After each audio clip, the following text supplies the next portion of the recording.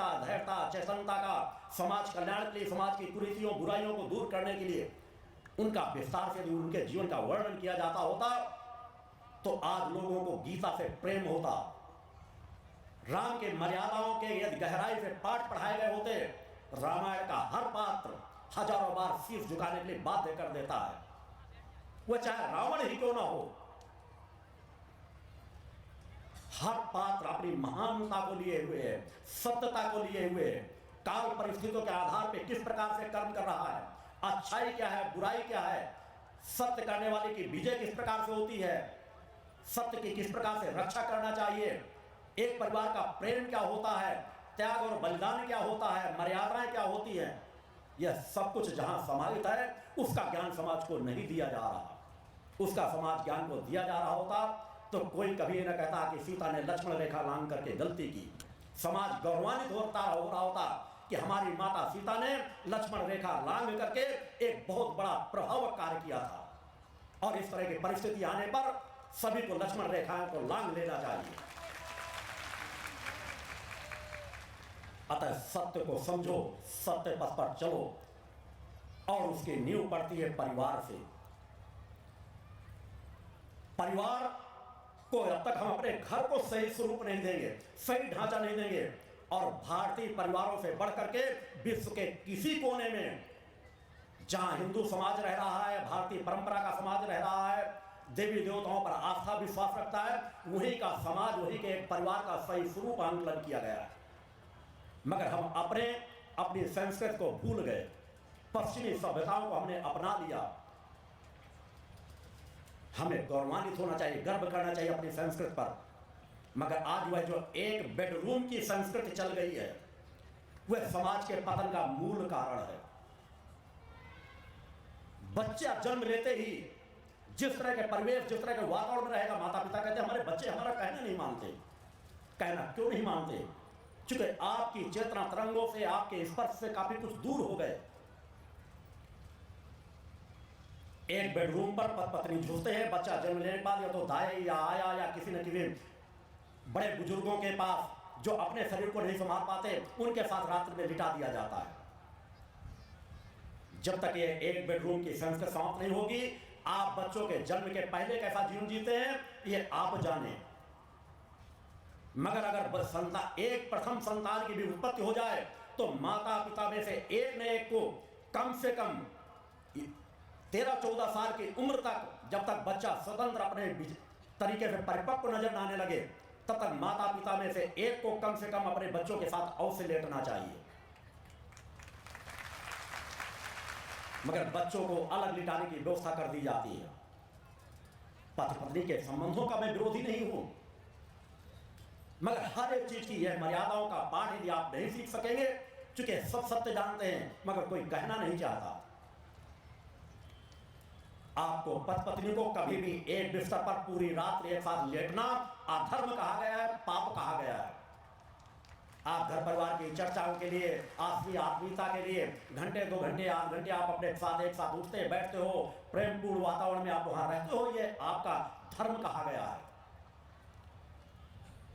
मगर मध्य रात से ब्रह्म मुहूर्त के क्षणों पर यदि पति पत्नी एक साथ लेटते हैं तो उसे अधर्म कहा गया है।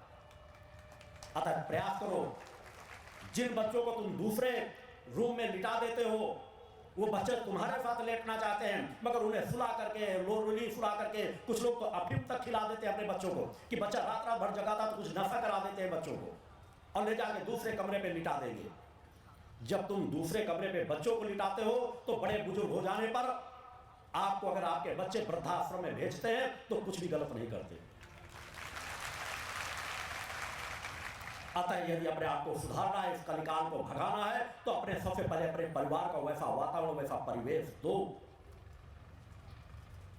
हमारी भारतीय संस्कृति में यही सब कुछ था कि बच्चे परिवार के सदस्य यह सब नहीं जानते थे कि हमारे माता पिता कब एक साथ रहते हैं, लेटते हैं, बैठते हैं, उठते हैं।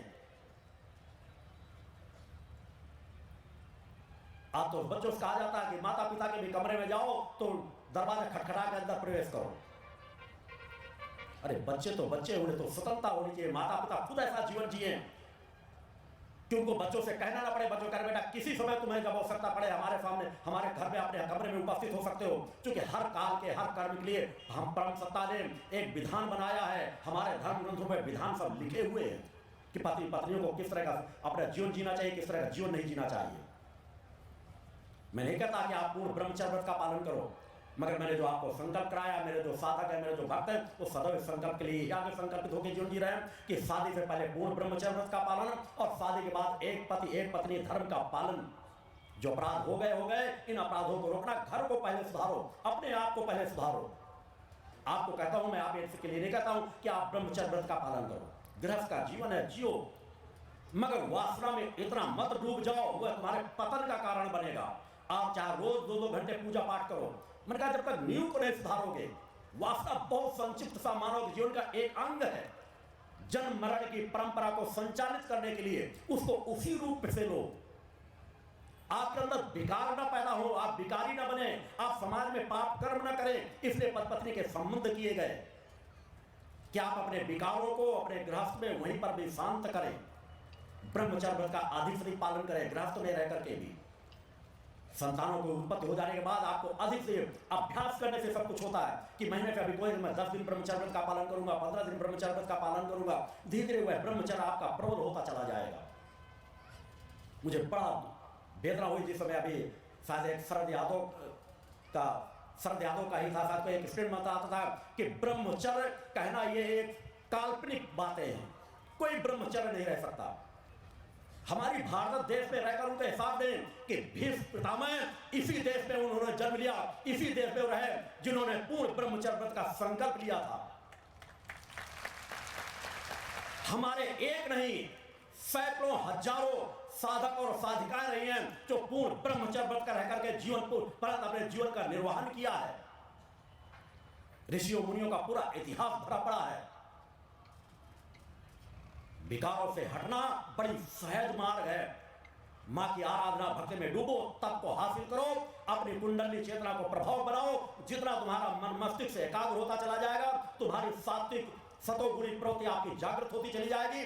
काम क्रोध लोभ मोह अंधकार, जिस तरह सूर्य के उदय होने से अंधकार छट जाता है, उसी तरह काम क्रोध लोभ मोह अपने आप छटते चले जाते हैं। निर्विकार जीवन की प्राप्ति हो जाती है।